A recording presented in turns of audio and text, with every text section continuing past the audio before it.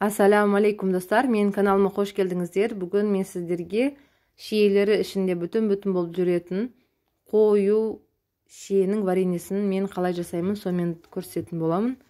Менімен бірге болыңыздар, видеоны соңына дейін көріңіздер. Егер видео ұнап жатса, каналыма тіркеліп, лайктарыңызды басып, комментария қалдыра отырыңыздар. Ал ендеше бастайық. Бізге ең әуелі 1,5 келі шие қажет болады. Шиені мен алдын ала сүйегінен ажыраттым. Және 1,5 келі шиенің ішінен 300 грамдай езілген шиені осылай блендердің көмегімен езіп аламыз. Езілген шиеміз осындай қоюлықта болу керек. Және бұл езілген шиемізді қайнатып алатын боламыз. Бір ыдысқа салып.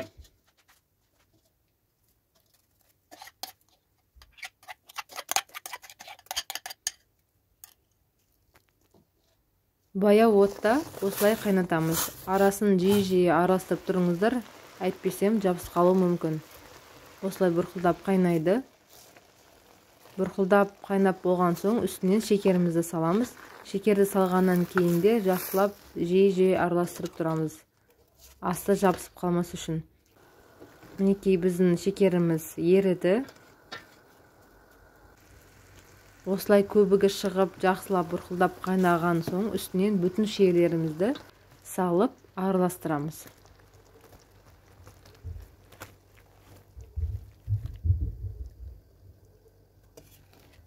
Шиені араластырып жатқан кезде ақырындап араластырыңыздар, әйтпесем шиеміз езіліп кетеді. Сол үшін қатты көп араластырудың қажеті жоқ. Өйткені біздің шиеміз бүтін болып шығу үшін осылай жаймен араластырамыз. Осылай көбігі шығып бір қайнаған соң астын өшіріп суытуға жібереміз.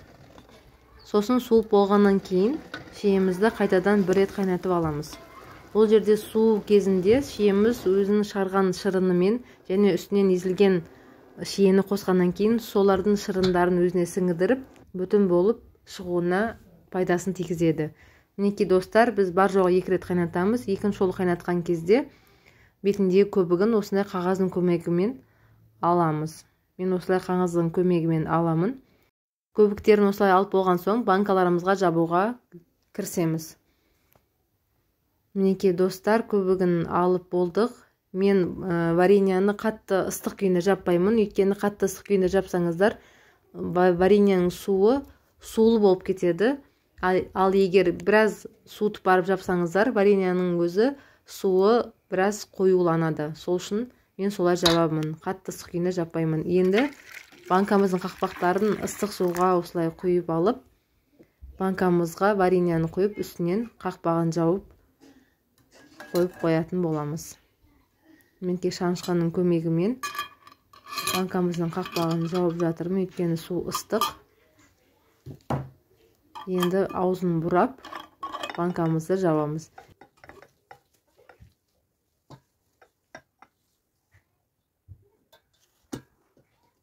Мен 1 литрін ғана жаптым. Қалған бөлігін жеуге қалдырдым. Қазір сіздерге көрсететін боламын.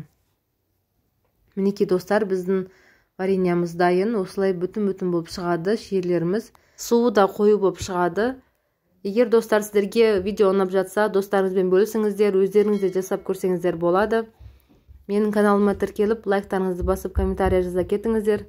Көргендеріңізге рахмет.